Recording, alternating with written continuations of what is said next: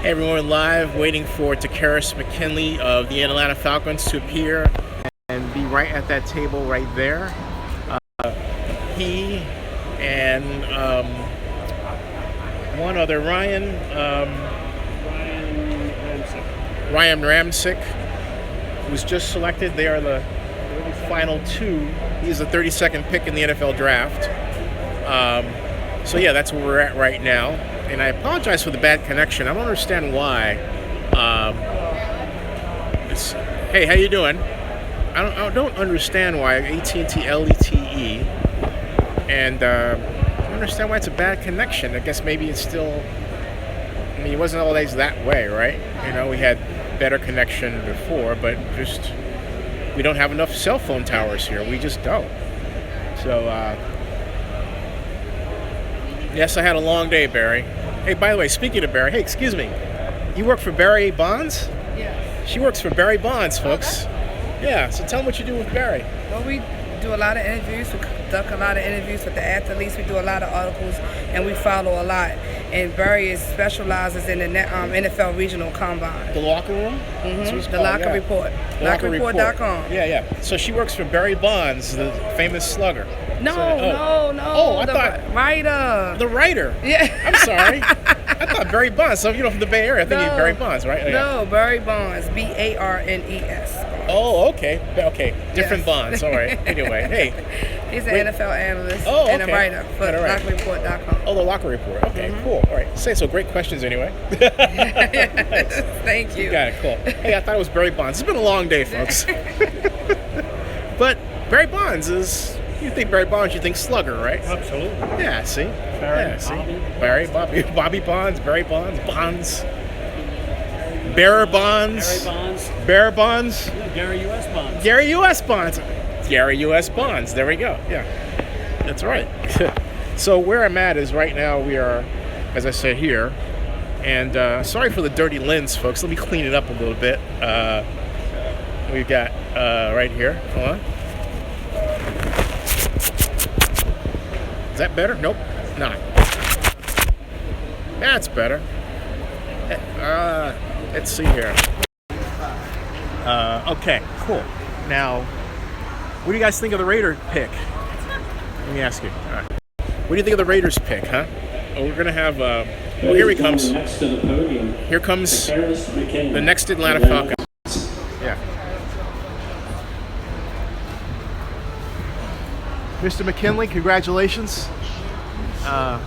First, how do you feel? And tell us about the photograph. I saw that on the NFL Network, and be honored to hear the story. There you go.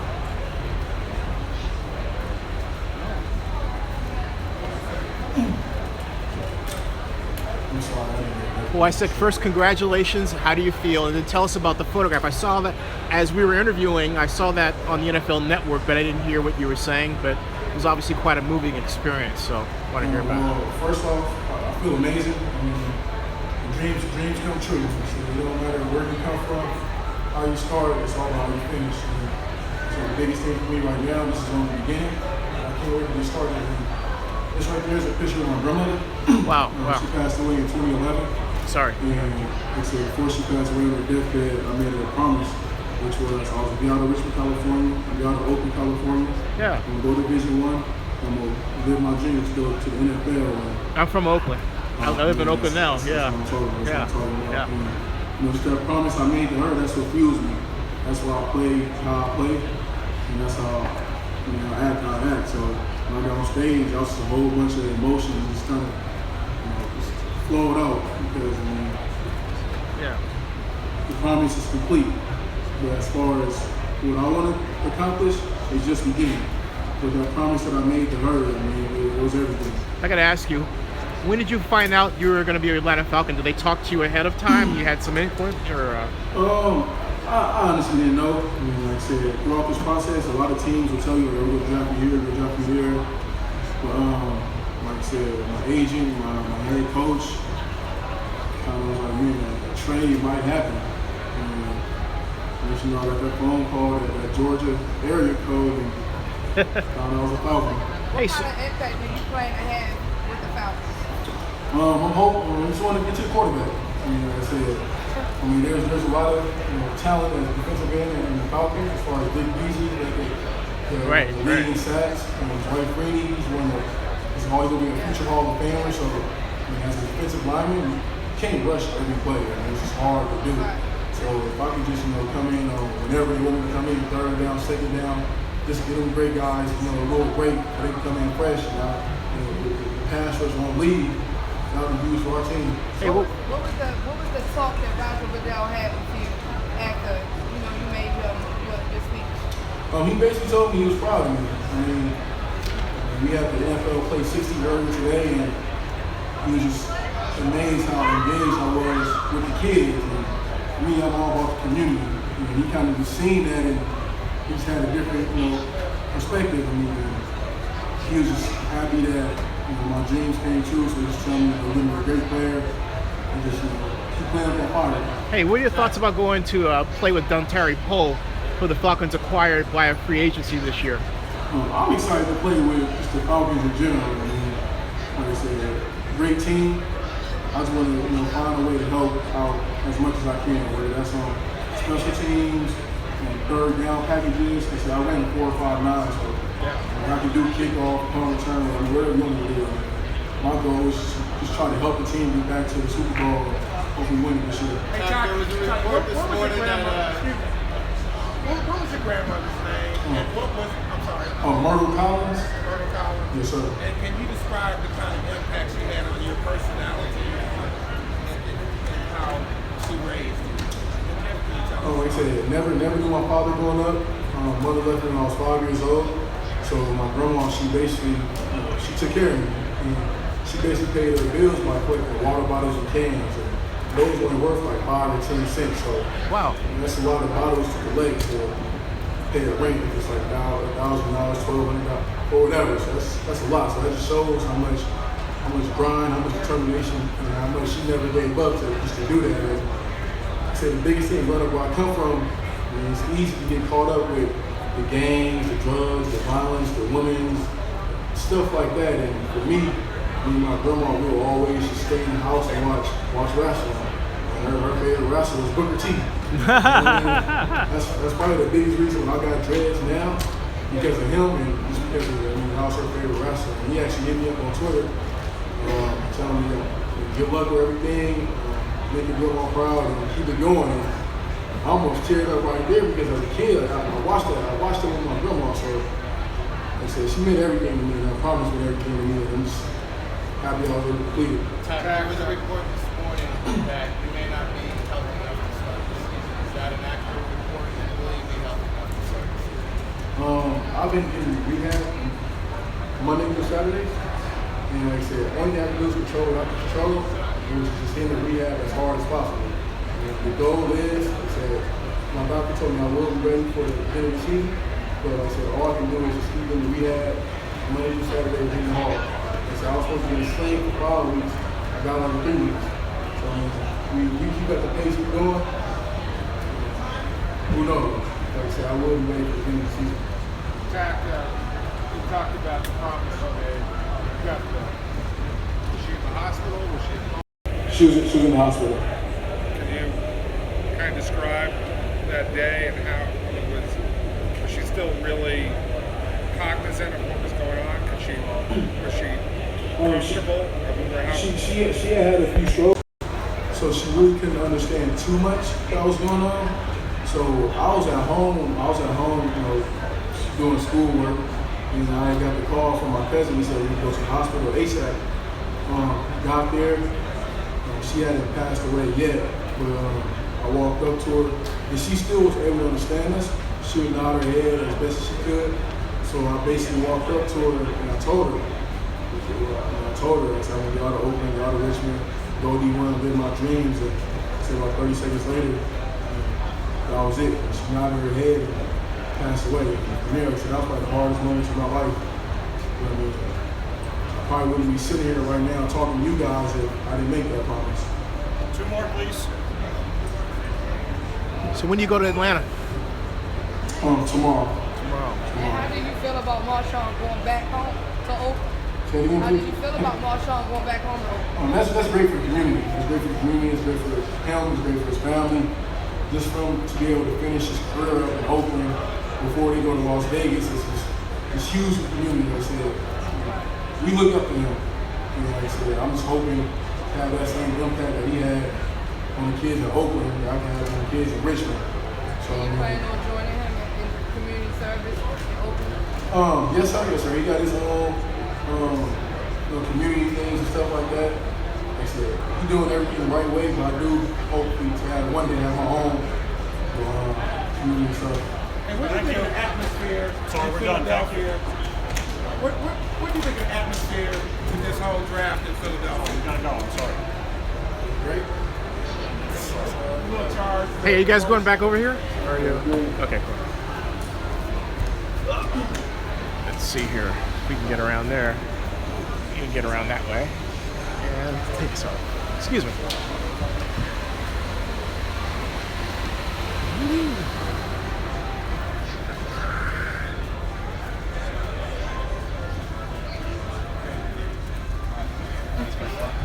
Shit, this old I was born in Buffalo, man. So I'm like, Hey, how's it going? Uh-oh.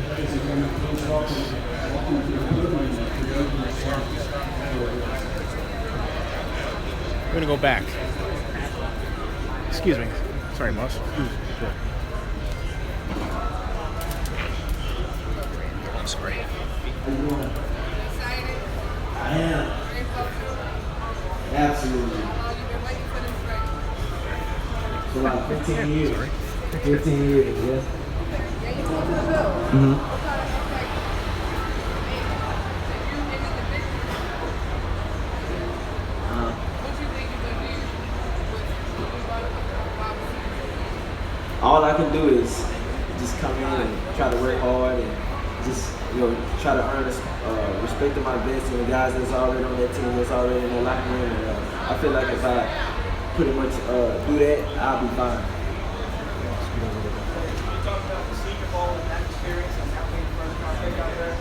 The Senior Bowl was great. Just getting the time to pretty much be coached by NFL coaches and try to pretty much adapt to the style of coaching. But I feel like that pretty much helped me out a lot because I had a great coaching staff in the Cleveland Browns. That they had a lot of great guys on their staff, and I learned a lot during my week's time while I was there. have you played? I appreciate it. Have you played in any cold weather games at LSU? I played in a few. It never affected me, but just because I love the game so much that I'm not gonna let something that I can't control pretty much take my mind out of it. Have you played in the snow? Absolutely. It was a lifelong dream of mine, and just to know that I finally did it is a great thing. But I just got to go on to the next phase of my life. 3 LSU Tigers in one night. What can you say about that? It just shows, the amount of talent that we have down in Louisiana. It just shows, how great of coaches that we have. Those guys pretty much mold us into the players that we are. You call Ron Brooks and get some advice about playing in Buffalo? I plan to, most definitely. What immediate impact you think you're gonna have? Just try to come in and just try to contribute and try to, help out the passing game. And, in every phase of the game that I can. Wherever the coaches want to plug me in, I feel like, I can come in and work hard and, pretty much perform at a high level.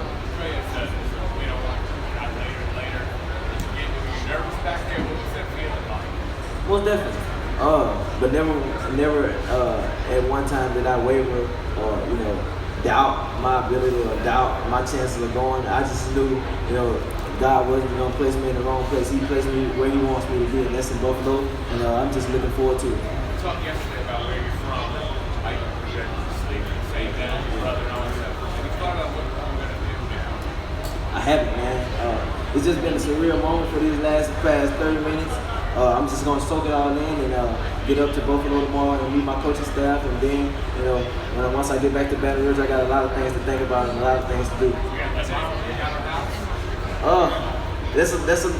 a long discussion. That's a long way from now. But I plan on doing some things for my mom, most definitely. Has anybody from DBU hit you up on text or anybody?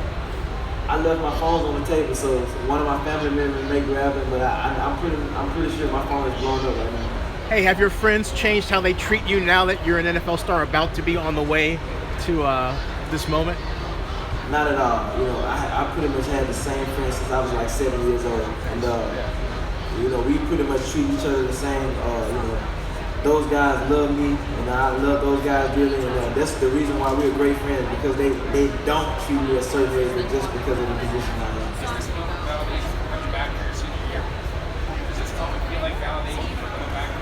Absolutely. I knew, you know, coming back would, you know, pretty much help me out just as far as, you know, becoming a more complete player as far as, you know, on the field and also in the film room. I feel like, you know, with that extra year, it definitely matured my game and took my game to the next level. That's why I was in, you know, pretty much in a lot of positions to make great plays this year. It was so many tears flowing, man. My eyes was blurred. I couldn't pretty much, you know, see what was going on. But I know they're definitely proud of me, and I'm proud to, you know, call those guys my friends. And it's been a long road for all three of us. And I just I'm just thankful for the opportunity. Did Jamal and Leonard come back? I think Leonard had to go, but Jamal was there with me every step of the way. And you know, those guys, you know, they told me that my name was gonna get called, and like I said, I never wavered. It's a great deal when, you know, 3 Titans can go in the first round. Nah, I'm not gonna get into all that.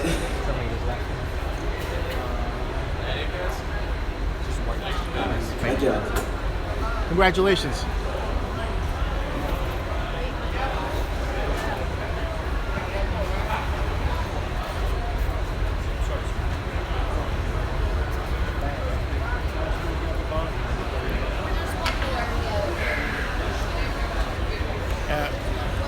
One more, Ryan. And we're done.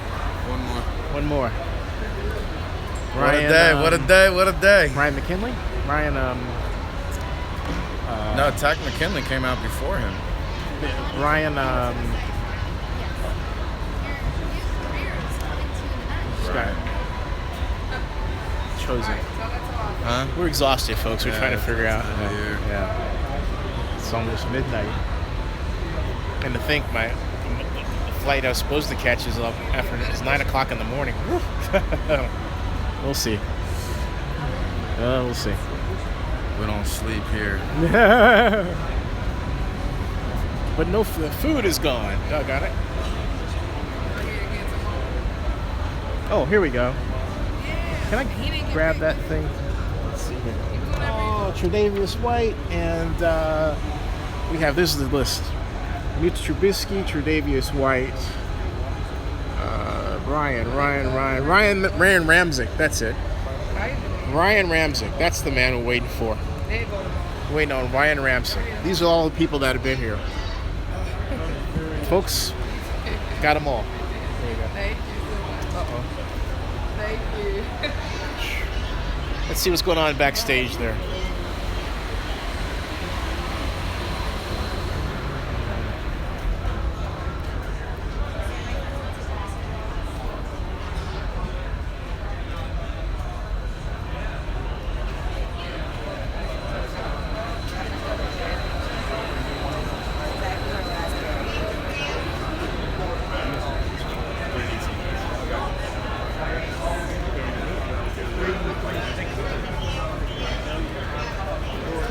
What up, man? Good. Let me call you back, all right?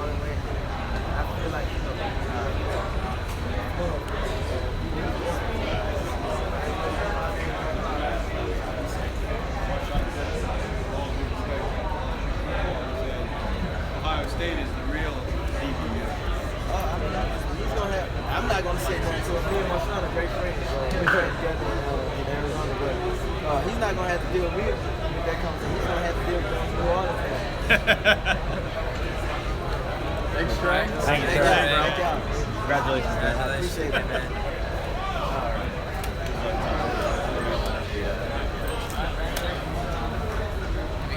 First, I'm gonna stick my head, see if he's on radio. That's great. Word. That's great, man.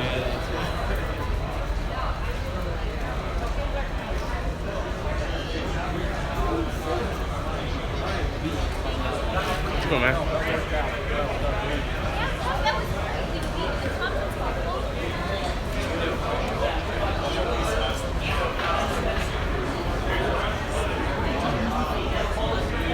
there's nobody on Radio Row. I think we're almost about wrapped up. So.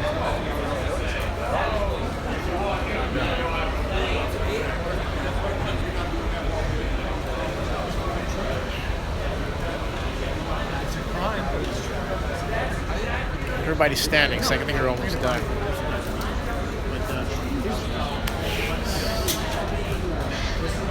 Hold on a second.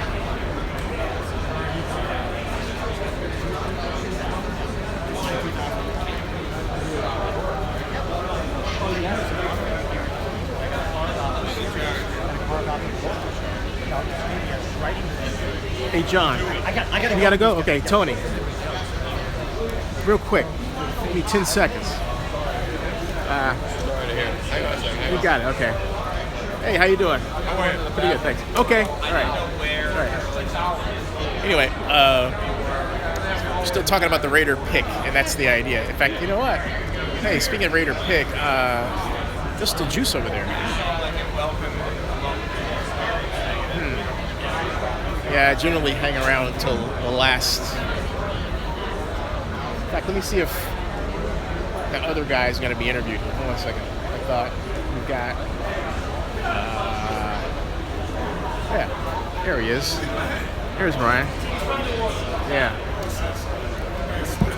So Ryan is still making the rounds on Radio Row. That's what we're waiting for. So yeah.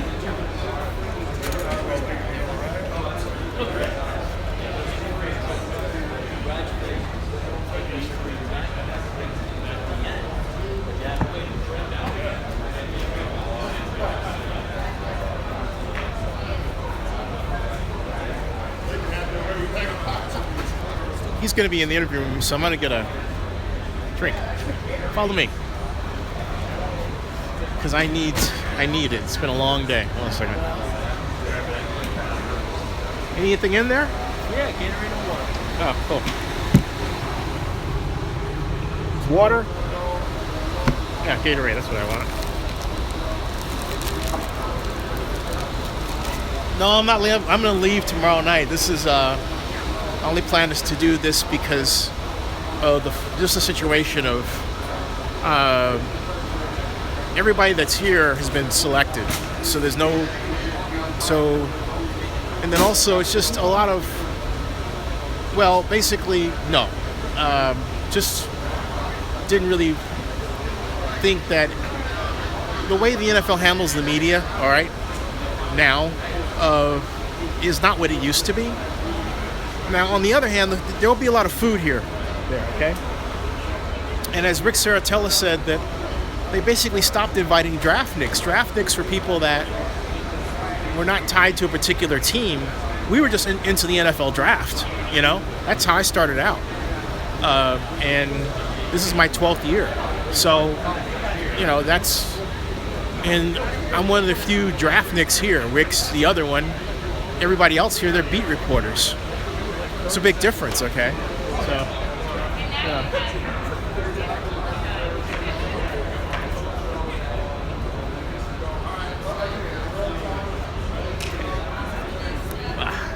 Good day at work. Yeah, appreciate for everything. You the man. But that is the big difference. You don't have the people here that were the hardcore, you know, they're hardcore into the NFL, right? That's the difference. So.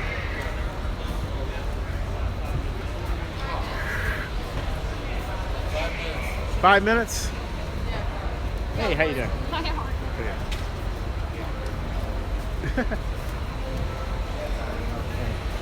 Uh-oh. We're the last of the Mohicans. Sorry about that. Oh.